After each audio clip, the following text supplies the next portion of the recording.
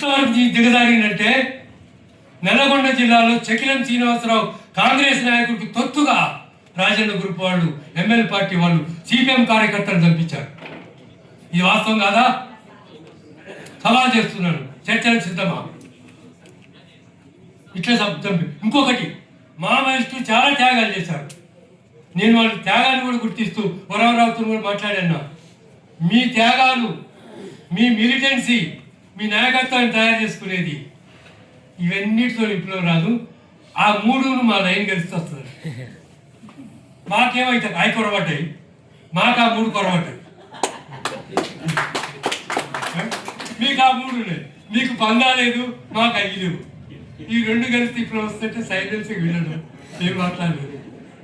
కాబట్టి ఇక్కడ ఏం చెప్తున్నాను సార్, కాబట్టి ఇట్లా వేరే వాళ్ళని అంటే చంపేస్తారా? వేరే పార్టీ కార్యకర్తలను చంపేస్తారా?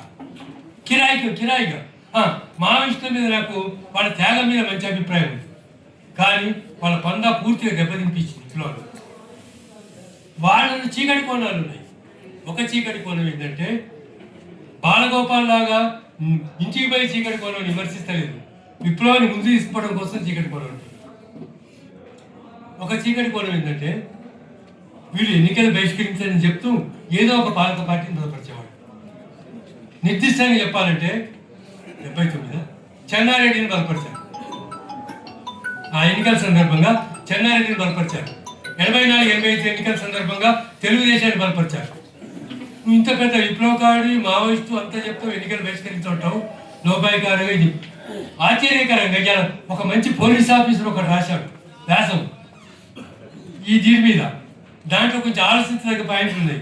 ఈ పాయింట్ ఆయన కూడా రాశాడు. నాకు కూడా తెలుసు చెన్నారెడ్డిని బలపరిచినటువంటి విషయం నాకు అప్పుడు బాగా తెలుసు, మేము కూడా చర్చించుకున్నాం. కాబట్టి ఇంత గొప్ప విప్లవకారులు పోయి మరి పాలకవర్గ పార్టీలు ఎన్నికలు బలపరుస్తారు. ఇప్పుడు కూడా విప్లవకారులు ఎన్నికలు నిలబడడం మా ఇన్స్టిట్యూట్లు వచ్చినాయి. ఎవరితో పొత్తు లేకుండా అక్రమ పద్ధతి పాటించకుండా ఎంతమంది గెలిచారో మీరు చెప్పాలి. గెలిచినట్టు. కాబట్టి ఇవన్నీ చీకటి కోణాలు ఇవన్నీ ఉన్నాయి. చాలా చెడిపోయింది విప్లవం పేరుతో.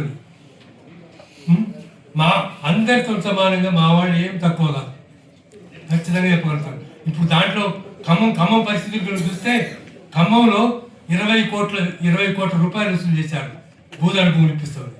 20 కోట్లు. కాబట్టి ఇతర ఎమ్మెల్యే పార్టీలకు డివి యొక్క నాగిరెడ్డి పార్టీ పేరుతో దానికి ఏమి తేడా లేదు. పందా కరెక్టు, ఆ పందా కరెక్ట్. కానీ ఇప్పుడున్న నాయకత్వం కానీ వాళ్ళు అనుసరిస్తున్నా కానీ ఖచ్చితంగా ఇతరులకు ఏం తేడా లేదు. కాబట్టి ఇది మన పోరాటం. అంటే మనం ఎందుకు విప్లవం ఇప్పుడు కొంతవరకు అర్థమైందా మీకు? భారతదేశంలో 100 సంవత్సరాలు ఎందుకంటే ఈ నాయకులు ఒక్కొక్కటి చరిత్ర ఎట్లున్నది. సరైన పందాలు లేకుండా తప్పుడు పందాలు నడిపారు ఒక భాగం.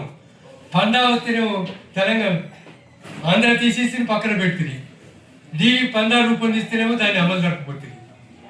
మరి అంటే 2 కారణాలు: అతివాద మితవాద అవకాశవాదాలు, అన్ని రకాల తప్పుడు వైఖరులు, నీతి నియమాలు లేకుండా పుల్లారెడ్డి గారు నీతి నియమాల క్రమశిక్షణ పేరుతో 2వ భార్య ఉండొచ్చు అని సిద్ధాంతమే రాశాడు.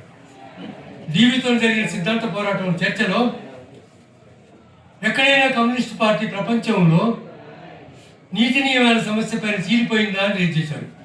డివి గారు దాన్ని కౌంటర్ ఏం రాశాడు తెలుసా? ఎక్కడైనా ప్రపంచ కమ్యూనిస్టు ఉద్యమంలో ఏ కమ్యూనిస్టు పార్టీ అయినా సరే నీతి నియమాలను క్రమశిక్షణ పేరుతోని అక్రమ సంబంధాలు సమర్థిస్తూ డాక్యుమెంట్ రాశారా? నేను దానికి జవాబు రాశాను, నోరు మూసుకోవాలి కదా. కాబట్టి ఇంత పతనమైంది. కాబట్టి ఇప్పుడు నేను చెప్పేది ఏంటంటే, నా చివరగా ఇంకా 5 నిమిషాలే ఉందేమో, నిరాశ చెందని చెప్పలేదు. మన స్పీకరు వచ్చింది 77 నడుస్తుంది. పాపారావు గారు మంచి మాట చెప్పాడు. అన్ని పార్టీలలో కూడా మంచివాడు ఉన్నారు. ఎవరు సపోర్ట్లో కొట్టపోయినా నేను కొట్టినప్పుడు స్టేజ్ మీదకి అది వాస్తవం.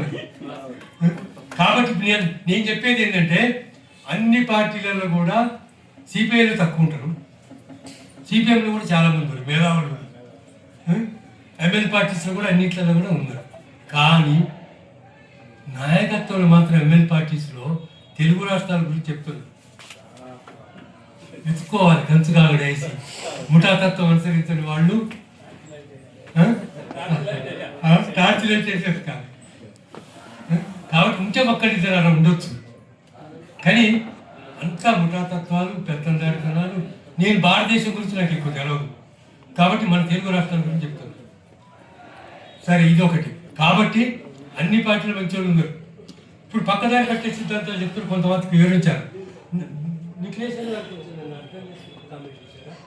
కుల సమస్యల్ని కుల సంఘాన్ని చెప్పాడు వెంకరెడ్డి గారు వివరించారు దానిపైన.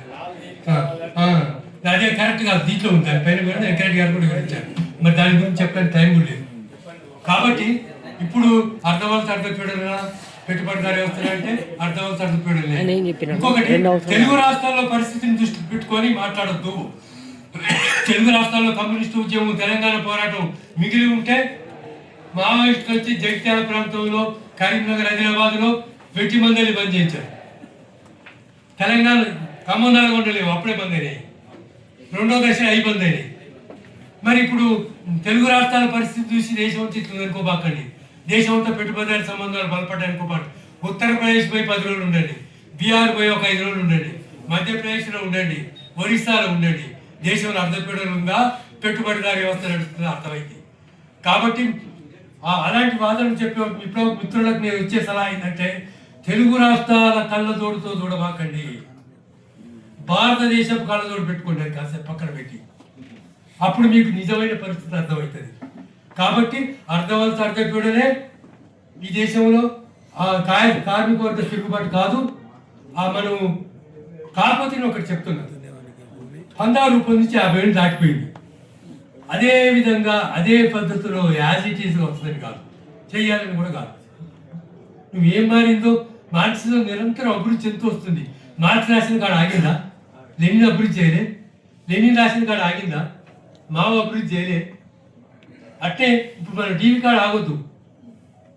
డీవీ ఆ రోజు రాసిన బేసిక్ కరెక్ట్ అంటే మరి కరెక్ట్ కాదని కాదు, కమ్యూనిస్ట్ పార్టీ ప్రణాళికకు వర్తిస్తుందా? ఇప్పుడు మార్క్స్ రచనలు వర్తించవా? వర్తిస్తాయి. అట్టే డీవీ రచనలు వర్తిస్తాయి. కానీ ఇప్పుడున్న పరిస్థితుల్లో వాటి ఎట్లా అన్వయించుకోవాలి, ఏ మార్పులు జరిగినాయి, ఆ మార్పులు మనం ఎట్లా అన్వయించుకోవాలని ముందు. ఇది దీంతో పాటు అన్ని గ్రూపులలో ఉండేటువంటి యొక్క విప్లవకారులకు నా యొక్క విజ్ఞప్తి ఏంటంటే, మీరు ఆంతరంగికంగా నాకు చాలామంది ఇతర గ్రూపుల మిత్రులు కలిసి చర్చ పెడుతున్నారు, మదన పడుతున్నారు. 30-40 సంవత్సరాల జీవితం వేస్ట్ అవుతుంది కామ్రేడ్.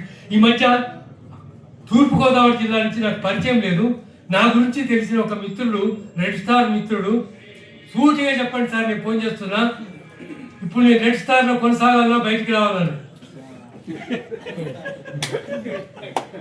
అంటే సూటిగా చెప్పన్నాడు, వివరించడానికి నాకు అవకాశం లేదు, బయటికి రా కానీ కామా ఇంటికి పోగా, బయటికి రా. నువ్వు ఒకటే మాట చెప్పలేదు కాబట్టి ఒకటే మాట చెప్తుంది, బయటికి రాగానే ఇంటికి పోవా. మేము ఎన్ని ఇబ్బందులు వచ్చినా, మేము బయటకు వచ్చినా మేము ఇంటికి పోలేదు. కాబట్టి మనం ఇంటికి పోవద్దు. ఈ తప్పుడు పని దీని నుంచి గుణపాఠాలు తీసుకుందాం. అన్ని గ్రూపులలో ఉన్నటువంటి విప్లవకారులకు కూడా, నిజమైన విప్లవకారులకు కల్తీ, గాలి నీరు వస్తువులు అన్నీ కల్తీ అయినట్టే భారతదేశంలో విప్లవం కల్తీ అయిపోయింది, చాలా కల్తీ అయిపోయింది. ఆ కల్తీ నుంచి మంచిని వేరు చేయటం చాలా కష్టం, కానీ తప్పదు. కల్తీ నుంచి వేరు చేయాలి, ఫిల్టర్ చేయాలి, ఎట్ట కల్తీ చేయాలో చూడాలి. అందుకే నాదొక విజ్ఞప్తి, సూచన ఏంటంటే, ప్రతి గ్రూపులో ఉన్నటువంటి యొక్క నిజమైన విప్లవకారులు తీవ్రమైన చర్చలు పెట్టండి. మనం ఎందుకు ఇట్లా ఉన్నాము, ఫ్యాసిస్ట్ వ్యతిరేకమైన సెమినార్లు పెడితే సరిపోద్దా? మన ఉద్యమం ఎక్కడుంది? ఉద్యమం లేకుండా ఫ్యాసిజం ఎదుర్కొంటావా? మీటింగ్లు పెట్టుకోవడం సరిపోద్దా? విప్లవోద్యమాన్ని ఏం నిర్మిస్తున్నాం? ఎక్కడుంది? ఎక్కడున్నాం ఈనాడు? విప్లవోద్యమాన్ని నిర్మించాలి. నిర్మించడానికి ఏం కార్యక్రమం తీసుకుందాం, ఎట్లా ముందుకు పోదాం, తప్పుడు పద్ధతులని మానుకోవాలి, తప్పుడు సిద్ధాంతాలు